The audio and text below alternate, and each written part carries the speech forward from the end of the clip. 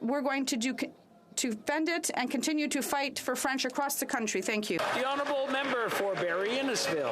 After 8 years of this Prime Minister, Canadians are struggling. Canadians are struggling to pay for their food, for their heat, and moms are going to bed every night worried about keeping a roof over their head. But if you're a Liberal connected insider or a friend of the Prime Minister like McKinsey, you get your palms greased to the tune of $120 million. And yet the Prime Minister doesn't care. Now, the question is, he takes no responsibility either. So will the Prime Minister either step aside and let Conservatives fix the problem, or is he going to add to the problem like he has over the last 8 years?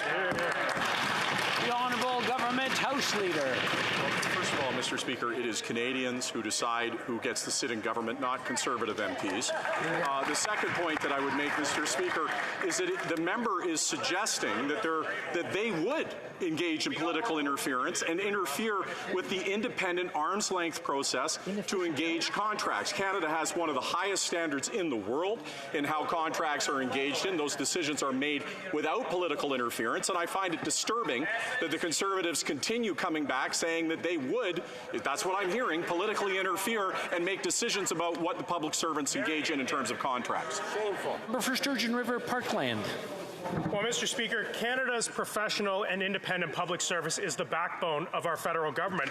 They are the ones that this government should trust to provide professional advice, not the high-priced consultants at McKinsey and Company.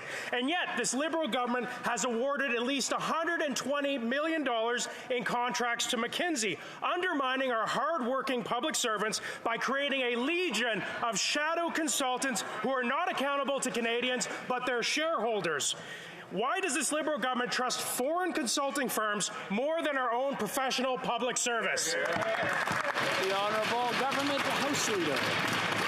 Speaker, the honourable member has been in this place for some time. He would recognize that he is absolutely correct to state that the public servants that we have are the best in the world, and we owe them a tremendous debt for all that they do.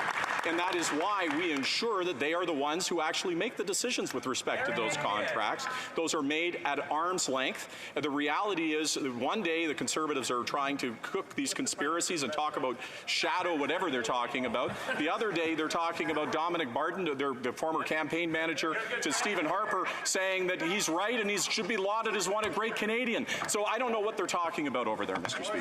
The Honourable Member for Sturgeon River Parkland. Well, Mr. Speaker, the creation of the shadow public service are not my words. These are the words from the Union of Public Sector Employees. The Liberals claim that they stand in support of our professional public servants, but after 8 years, their record says otherwise. After 8 years, the amount of taxpayer cash that goes to private consultants has grown exponentially, funding that our public service could have used to improve services for Canadians. This Liberal government seems so intent on breaking the public service just like they break everything else. When will these Liberals stop wasting taxpayer dollars on unethical consulting firms and that are not accountable to Canadians? The Honourable Government House Leader. I've already indicated that these are decisions made by the public service at arm's length and that it's inappropriate for the members opposite to infer that they would use political influence to influence these contracts.